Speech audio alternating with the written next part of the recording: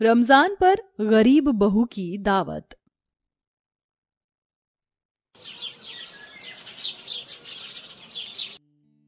अन्न का एक दाना भी नहीं है। अब मैं सुबह की सहरी में क्या बनाऊं? अल्लाह, आज रमजान का पहला रोजा था और मुझे पहले दिन पर ही इतनी परेशानी उठानी पड़ रही है। तभी कमरे से उसके पति की आवाज आती है। फातिमा, फातिमा, फातिमा कहाँ हो तुम? अभी आती हूँ। फातिमा रसोई से इम्तियाज के पास जाती है। क्या हुआ, मुझे आपने बुलाया? जरा मुझे गुसल खाने तक ले चलो। फातिमा अपने पति इम्तियाज को गुसल खाने तक लेकर जाती है, क्योंकि इम्तियाज एक पैर से अपाहिज था। किसी दुर्घटना के कारण उसका एक पैर खराब हो चुका था। तब से वह घर में ही बैठ चुका था। वहीं बेचारी फातिमा लोगों के घर में बर्तन साफ सफाई का काम करके ही अपने घर को चलाया करती थी। तुमने आज रोजा रखा है, लेकिन घर में तो कुछ भी नहीं है सहरी बनाने के लिए।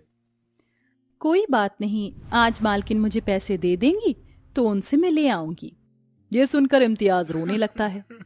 मेरे अपाहिज होने की वजह से तुम्हें कैसे कैसे दिन देखने पड़ रहे हैं।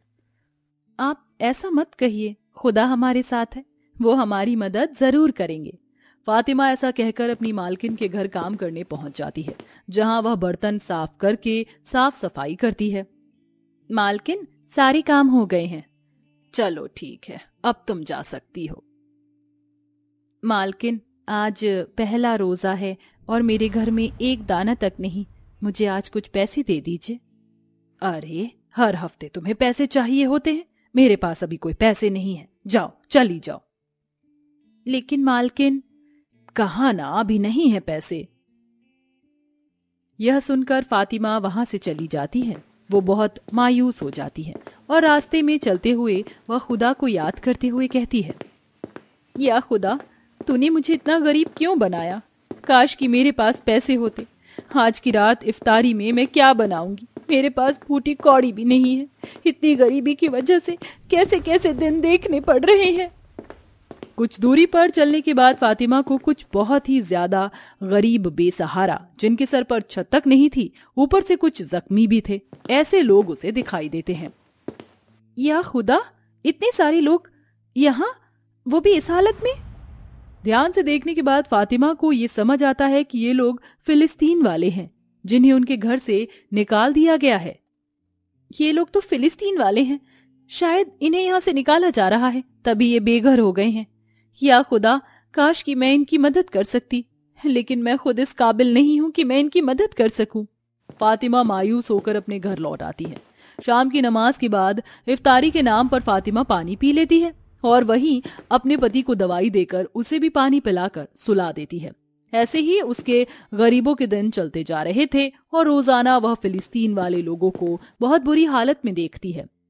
एक दिन कुछ लोग फिलिस्तीन के लोगों को मार पीट कर भगा रहे थे, जिसमें से एक बच्ची भागते हुए फातिमा के पास आकर गिर जाती है और वह जख्मी हालत में होती है। या खुदा, ये तुम्हारे साथ क्या हो रहा है? तुम्हें चोट लगी है और खून भी बह रहा है। रुको, मैं तुम्हारी मदद करती हूँ। फातिमा अपने दुपट्टे का एक कोना फाड़कर उस बच्ची के जख्मों पर बांध देती है। अल्लाह, ये हमारे साथ क्या हो रहा है? देख रही हो आप, ये अमीर लोग अपने वायदे के लिए हम गरीबों के बारे में जरा भी नहीं सोच रहे। कितने दिनों से तो हमने खाना भी नहीं खाया। बेटा, मैं तुम्हारी परेशानी समझ सकती हूँ। एक तो रमजान चल रहे हैं, ऊपर से ये सारी परेशानियां। फातिमा ज़ैनब की मदद करने के बाद वापस घर लौट आती है। शाम की इफ्तारी से पहले नमाज पढ़ते हुए वह खुदा से दुआ करती है, या खुदा, मैं तुझसे बस इतना चाहती हूँ कि मुझे इस काबिल कर दे कि मैं उन बेचारे फिलिस्तीन वाले लोगों की मदद कर सकूं। उन गरीबों की हालत तो दिन प्रतिदिन बदतर होती जा रही है। वहां के गरीब बच्चे कई दिनों से भूखे हैं। या खुदा, मेरी मदद कर। फातिमा दोनों हाथों को ऊपर करके खुदा से दुआ मांग ही रही थी कि तभी एक रोशनी आती है जो उसके घर के बाहर आंगन में आकर पड़ती है। उस रोशनी के अंदर से एक बकरी निकलती है, जिसके पास एक टोकरी थी। उस टोकरी में बहुत सारा खाने पीने का सामान था, कई सारे फल फ्रूट्स थे। तभी फातिमा के दरवाजे पर दस्तक होती है। इस वक्त कौन आया होगा? फातिमा जब दरवाजा खोलती है तो उसके सामने वह बकरी और टोकरी में बहुत सारा भरा हुआ खाना होता है, जिसमें सब्जी, फ्रूट्स सब कुछ होते हैं। या अल्लाह, तूने मेरी इतनी जल्दी सुन ली। इतना सारा खाना तो मैं गरीब बेसहारा लोगों को खिला सकती हूँ। सही कहते हैं, खुदा से अगर सच्चे दिल से मांगो तो वो सबकी मुरादें पूरी करता है। अल्लाह तेरा शुक्रिया। इधर फातिमा खुदा का शुक्रिया अदा कर रही होती है तो उधर फिलिस्तीन के लोगों की मदद करने के लिए कुछ लोग आते हैं जो बहुत अमीर होते हैं और उनका कैमरा ऑन होता है। वह कैमरे के आगे उन गरीब लोगों को दिखाते हुए कहते हैं, या अल्लाह, कोई है हमारे जैसा? देखो, हम इन भूखों को खाना खिला रहे हैं। हमारे पास पैसा है और हम अपना पैसा ऐसे गरीब लोगों पर लगाते हैं। अल्लाह पाक ऊपर बैठा देख रहा होगा कि हमारा दिल कितना साफ है। उन गरीबों को कैमरे के आगे दिखाकर लोग सोशल मीडिया पर वीडियो अपलोड कर रहे थे, जो कि बेचारे मजबूर लोगों को जरा भी पसंद नहीं आ रहा था, लेकिन उनके पास और कोई चारा नहीं था। वहीं दूसरी तरफ फातिमा उन लोगों के पास आती है और उनसे कहती है, देखिए, मैं जानती हूँ आप सब बहुत ही परेशानियों से गुजर रहे हैं। मैं यहाँ आप सभी की मदद करने के लिए आई हूँ। आज मैंने इफ्तारी के रूप में अपने घर पर आप सभी के लिए दावत रखी है।